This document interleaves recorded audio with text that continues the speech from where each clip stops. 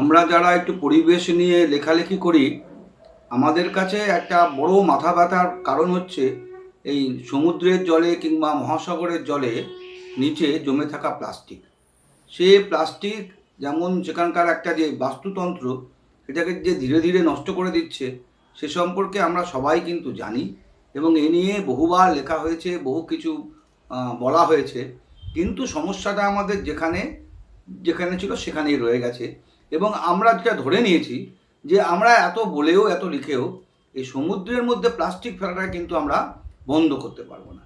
কিন্তু যেটা গত কয়েক বছর ধরে যেটা আমরা আমরা পারিনি ভারতবর্ষে, সেটা কিন্তু আমাদের ভারতের কাছে পিঠে কিংবা দূরের কয়েকটি এমন দেশ যাদের মানে আর্থিক অবস্থা আমাদের থেকে খারাপ, তারা কিন্তু এমন একটা পদ্ধতি সাহায্য নিচ্ছে, যার ফলে কিন্তু সমুদ্র থেকে প্লাস্টিকের যে জমাটা সমুদ্রের নিচে কিংবা মহাসাগরের নিচে, সেটা কিন্তু অনেকটাই কমে গেছে। আমি একটু ভারতবর্ষের অবস্থাটা একটু বললে পরে আপনাদের কেন আমি এই প্রসঙ্গটা আসছি সেটা একটু আমাদের ভারতবর্ষের অবস্থাটা বললে পরে আপনাদের কাছে আরও ভালো, আরও পরিষ্কার হবে। আমাদের দেশের অন্তত 1700 কিলোমিটার এলাকা আছে যেটা পুরো আমাদের সমুদ্রের ধারে, একদম একদিকে বঙ্গোপসাগর, একদিকে আরব সাগর, কিছুটা আবার ভারত মহাসাগর। সুতরাং আমরা মোটামুটি প্রায় 1700 কিলোমিটার আমাদের সমুদ্রের একদম ধারে এলাকা, এবং আমাদের ভারতবর্ষে ছোট বড় 400টা নদী আছে। আমাদের বিশ্বে সব থেকে দূষিত বলে মোট 440টা নদীকে যারা নদী বিশেষজ্ঞ তারা শনাক্ত করেছেন, তার মধ্যে 100টি ভারতে। দূষিত কোন দিক দিয়ে দূষিত না, তাতে যেমন বিভিন্ন মাইক্রোবস আছে যেগুলো কলিফর্ম ব্যাকটেরিয়া, যাকে আমরা বলি আমাদের এই পেটের অসুখ ইত্যাদি করে, তারপরে হচ্ছে বিভিন্ন কারখানার যে বজ্র আছে সেই কারখানার বর্জ্য পদার্থ, এবং এছাড়া আছে প্লাস্টিক।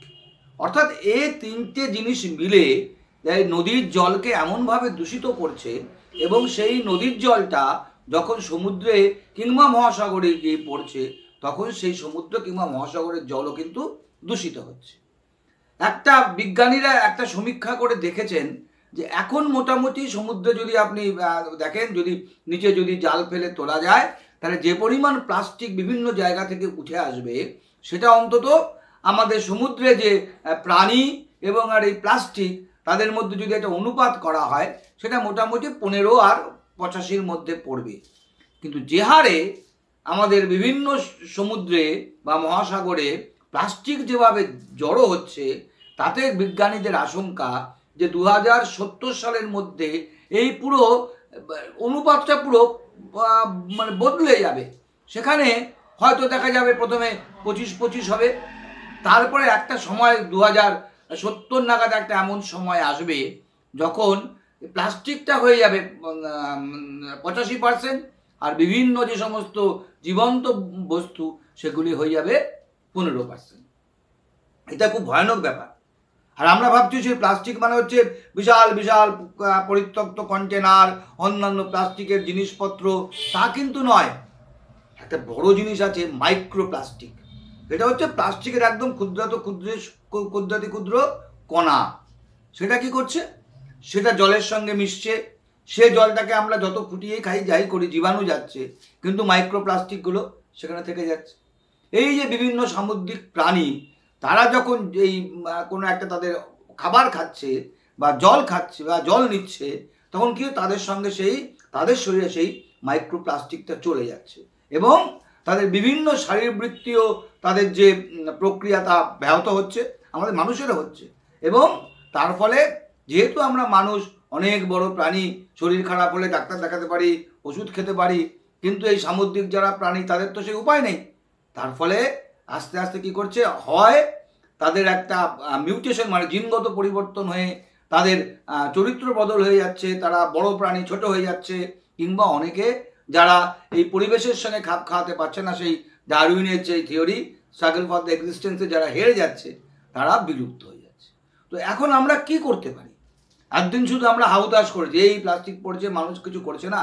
এখন কিন্তু এই যে প্লাস্টিকটাকে যাতে আমি সমুদ্রে না পড়ে তার কিন্তু ব্যবস্থা হয়েছে, এবং সমুদ্রে পড়লেও যাতে সেটা সমুদ্রে স্থায়ী তার বাসস্থান না হয় তারও ব্যবস্থা হয়েছে। মালয়েশিয়ায় আমরা দেখেছি, এমনকি অনেক দরিদ্র দেশ গুয়েতেমালা, সেখানেও দেখেছি। সেখানে কি করছে তারা, নদীগুলোকে যখন সমুদ্রে যখন জলটা পড়ছে, নদীর জল, সে জলটাকে এমন একটা সিস্টেম করেছে সেখানে সে জলটা ছেঁকে নিয়ে তারপরে সমুদ্রে বা মহাসাগরে গিয়ে পড়ছে। অর্থাৎ সেই যে ছাঁকনির মধ্যে প্রচুর প্লাস্টিক যেগুলো নদী থেকে ভেসে ভেসে আসছে বা অন্য যেগুলো সলিড ওয়েস্ট, সেগুলো কি করছে, সে ছাঁকনির মধ্যে উঠে আসছে, তারা সেখান থেকে সেগুলোকে অন্যভাবে সেগুলোকে ডিসপোজ অফ করে দিচ্ছে বা অন্য কাজে লাগাচ্ছে। কারণ প্লাস্টিককে এখন রাস্তাঘাট তৈরির কাজেও প্লাস্টিকের খুব ব্যবহার আছে, ওই ব্লক তৈরি করে সে প্লাস্টিকের তাদের রাস্তাঘাট হচ্ছে, ভালো রাস্তাঘাট হচ্ছে, তাদের ঘরের মেঝে ফেজে তৈরি করতেও লাগছে। সুতরাং সেইটা হয়। আরেকটা কি করছে, এক ধরনের নৌযান বেরিয়েছে, নৌকো।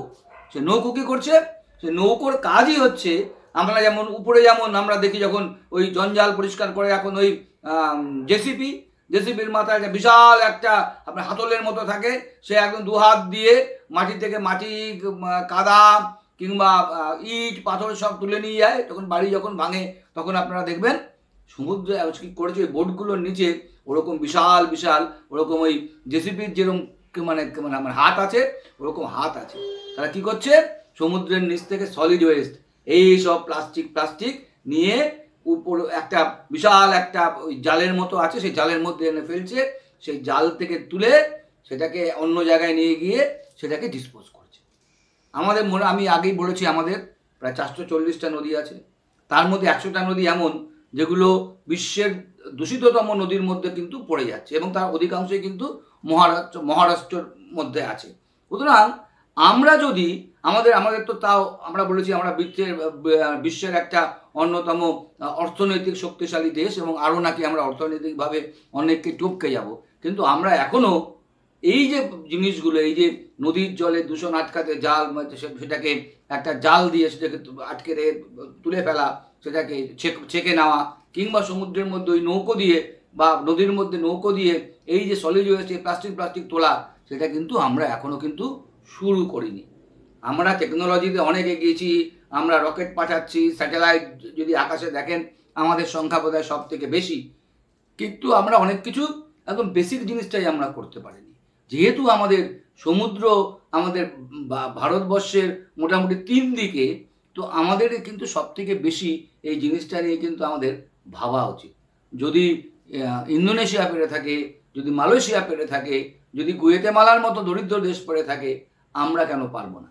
সুতরাং অনেক সেমিনার হয়েছে, অনেক লেকচার হয়েছে, অনেক বড় বড় বিজ্ঞানী নানা রকম ধ্যান ধারণা দিয়েছেন, কিন্তু এখন যে উপায়টা বেরিয়েছে আমাদের ভারতবর্ষের এক্ষুনি উচিত সেই পদ্ধতিটাকে কিন্তু ব্যবহার করে আমাদের সমুদ্রকে প্লাস্টিক মুক্ত করা, নদীকে প্লাস্টিক মুক্ত করা। নাহলে সেই সতর্কবাণী আবার মনে করে দিচ্ছি, 2070 সাল, তখন দেখব যে সমুদ্রে প্রাণীর সংখ্যা কমে গেছে প্রায় 15%, আর প্লাস্টিক ইত্যাদি আবর্জনা 85%। মনে রাখবেন, সমুদ্রের উপরে আমরা কিন্তু নির্ভর করি। সমুদ্র আমাদের একটা খাওয়া দাওয়ার অন্যতম প্রডিউসার। সমুদ্র একটা প্রাকৃতিক ভারসাম্য রক্ষা করে। এটা যদি নষ্ট হয়ে যায় তাহলে মনে রাখবেন আমিও নেই, আপনিও নেই, কারণ আমাদের বাস্তুতন্ত্রটাই নষ্ট হয়ে গেছে। সবাই ভালো থাকবেন, নমস্কার।